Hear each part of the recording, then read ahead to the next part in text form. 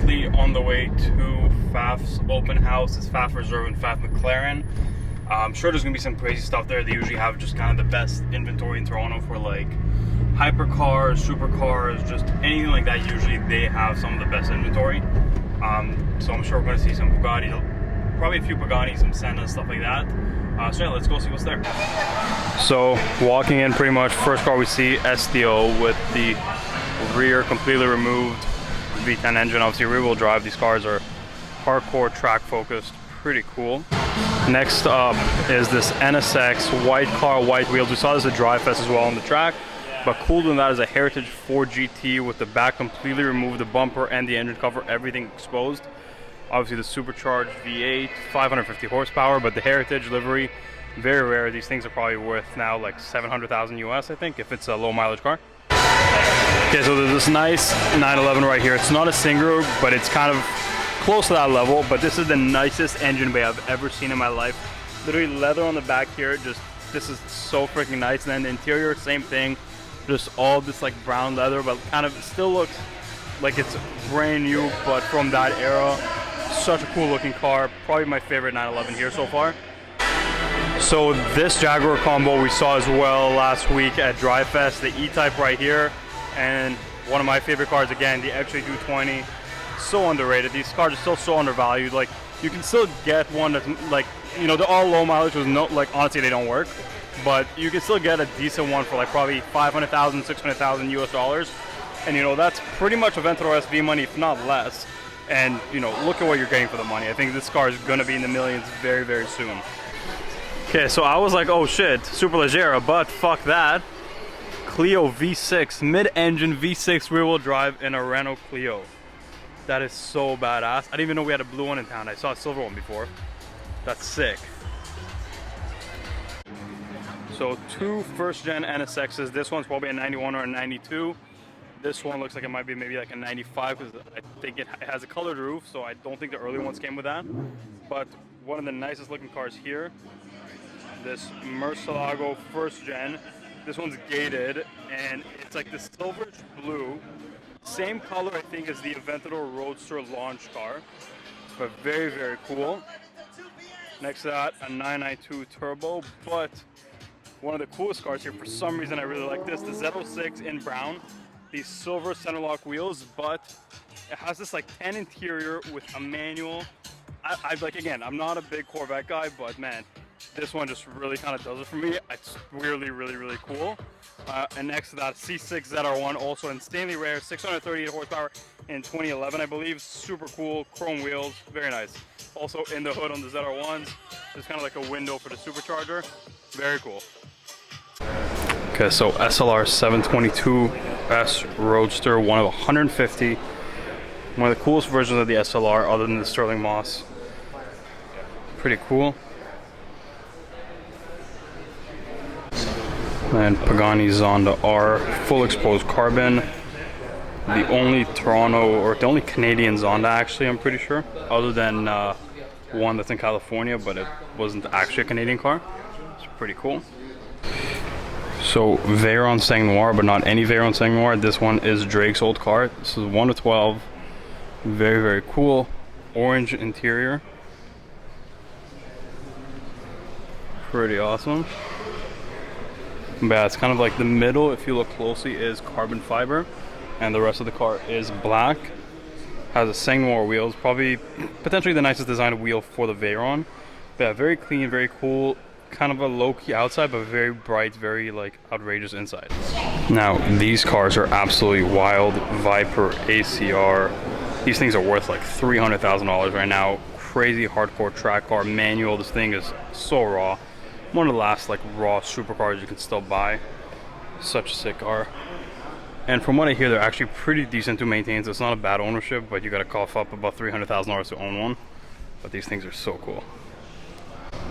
And then just your typical GT3 RS, Y-Sack package, carbon roof, carbon hood. But AMG Black Series, this one is brand new, still in the wrapping. You can see on the side here, everything is still wrapped up. So is the interior. You know, these things are bringing probably $200,000-300,000 over sticker. Not gonna lie, I don't really see why. I don't think they're as exciting as everybody says, but nevertheless, pretty cool. Okay, so right here is very simple but very clean, very good. This is my favorite variation of the Aventador. I don't care so much about the SVJs, the Ultimates, all that. First gen white Roadster is kind of my pick if I had to get one. I wouldn't do the red interior, I would actually do a full white interior. I think it would be like a cool, like Miami themed spec. But still, look at this. Just, you know, the interior is about the same as what the new Aventadors are, so it's almost 10 years older, so it didn't really age too badly, but it's clean. There's not too many lines, too many spoilers. You just get a nice, clean car. Closest thing you'll get to an old school Lambo in the 2010s. Next up is this either 05 or 06 Ford GT 4-option car. You can tell the 4 options by these BBS wheels, red brake calipers, stripes, and then when you look inside, the big speaker between the seats. That's how you can tell. Those are the 4 options on the car, and that's how you can tell it's a 4-option car. And you know it's a US car actually, because the Canadian cars, you couldn't get the speaker between the seats. So if you had a Canadian car, the best you could do is 3 options. So here's a McLaren Artura, the car that honestly nobody's been talking about, because honestly, who cares? 6-cylinder, which I don't have a problem with the 6-cylinder part. I just think the car is boring. I think it looks like every other McLaren. I think it's going to be a big flop, pretty much like the McLaren GT was. Like, honestly, nobody cares about this car. It's pretty bad. But moving from a car that nobody cares about to a car that I guess people cared about because they bought, to one of my favorite modern McLarens, McLaren 675 LT Spyder. They were like Canadian dollars, or like 300,000 a few years ago, and I told everybody they're going to go up, and now they went up like 200,000, so they almost doubled.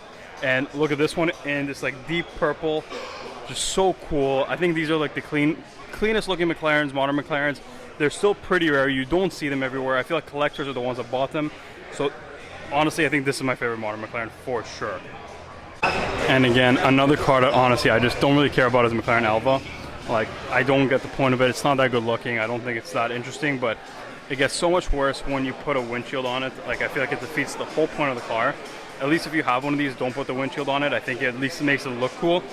This, I mean, it just looks like a soft, not that interesting car. And this specific one, I'm kind of getting bored of it. It's been literally everywhere. So, you know, it's pretty cool that it's full carbon, but why would you get an Elva with a windshield? So just as I'm saying McLaren 675s are rare, one coupe pulls up right here, but then green rose Spyder, I mean, right there as well. Pretty cool. I really like these still, but yeah, you never see them, but I guess there's 3 here. Again, my name is Kid. Okay, so I'm sure after August, everyone watching my channel is absolutely tired of seeing Paganis, especially Huayras, but usually they're not in Toronto. We're in Toronto right now, so here's a Huayra BC Roadster press car. Pretty cool. We've seen this a million times in a million different places, but you know, I can't really go around without showing it if it's in a video. LP 640 Roadster. So sick, black on black. This thing's so freaking cool. I love these cars. They age so well. You know, last raw Lambo, last real, you know, decently hard car to drive. This thing looks so badass. Paint to sample GT4 in the Aventador Roadster launch color. Green Speedster just rolled in. Gold wheels, carbon ceramic brakes, carbon seats. Can't complain. What a good spec. Oh, and then we saw the Aventador launch color first gen Mercy. Same exact color on this GT4. Very cool. And then the craziest thing that I just noticed, I think the owner just added this, but this thing has like an aftermarket bucket seat. I don't know if you can really see, but it's like a lot more aggressive than the regular Porsche bucket seat, and the other seat's actually a comfort seat. But the color is so good. It's the Lambo color, paint to sample. Very cool. 918. Let's see if he turns in here.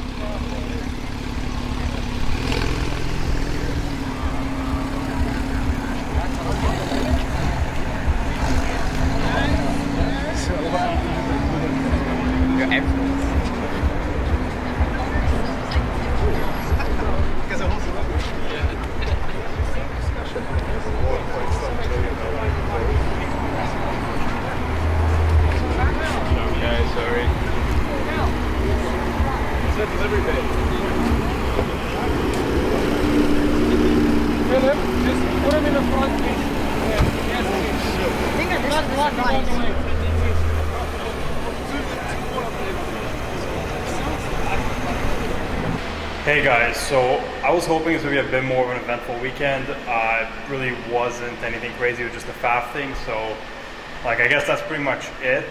Before I finish though, I want to show you guys something. Right behind me, this orange Volvo right here, that used to be my daily driver, that's a Volvo C30 T5. I haven't driven this thing since, I want to say, April. So, you know, 5 months this car has been parked down here, has not moved, and literally not plugged in or anything, starts right up, no problem.